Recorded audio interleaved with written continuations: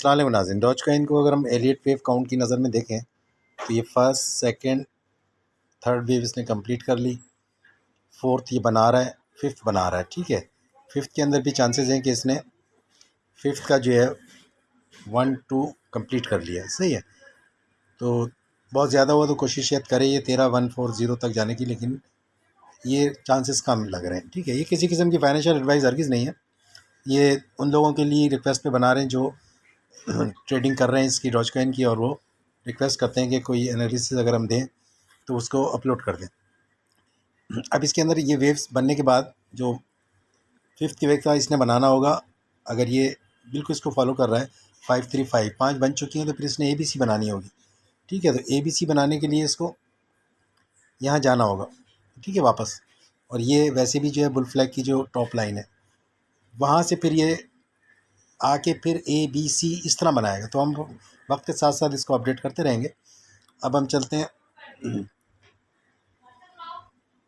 ये है national refinery का, ये करंट पोजीशन है।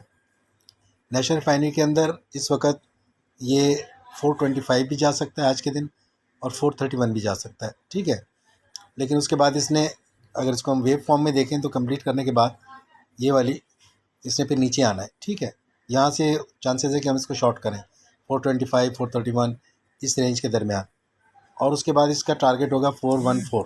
ठीक है, 0.24। जब ये हो जाएगा तो उसके बाद इसका निचला टारगेट जो है 406 हो सकता है।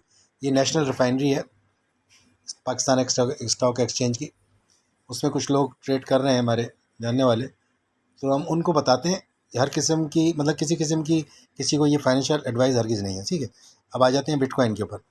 ये बिटकॉइन की फाइव वेव्स अगर हम देखें तो इसने तकरीबन कंप्लीट कर लिए थर्ड वेव, और बहुत ज़्यादा हो तो 87,369 तक ट्राई करके वापस आ सकता है।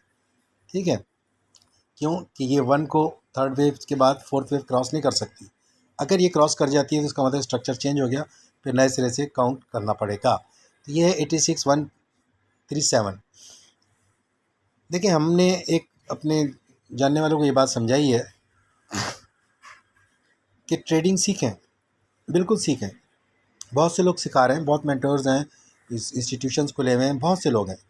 यकीनन वो जिसके पास एक अच्छी स्ट्रैटेजी है, वो कुछ लोगों को सिखाना चाह रहे हैं, तो ज़ाहिर सी बात है उन्होंने स्टाफ भी रखा हुआ है, तो वो चार्जेस भी लेते हैं। आप बेशक सीखें, सबसे सीखें, ठीक है, लेकिन सीखने के दौरान एक रिक्वेस्ट है कि क्योंकि वो ट्रेडिंग सिखा रहे हैं तो कहीं ट्रेडिंग करते भी होंगे, तो उनसे ये ज़रूर रिक्वेस्ट करें कि हमें आप किसी प्लेटफॉर्म के ऊपर कॉपी ट्रेडिंग भी कराएं, ताकि हम पहले दिन से अर्निंग करना शुरू कर दें और साथ साथ सीखते रहें। हर तकरीबन प्लेटफॉर्म के ऊपर जो एक्सपर्ट्स हैं वो अपने कॉपी ट्रेडिंग खोल के लोगों को सिखाते हैं, जिसमें होता ये है कि आपने उनको ज्वाइन करना होता है, उसके बाद जो ट्रेड वो लेते हैं वो ऑटोमेटिकली लग जाती है। ठीक है, तो उनकी एक्सपर्टीज़ से जो उनके स्टूडेंट्स हैं उनको भी फ़ायदा होना चाहिए।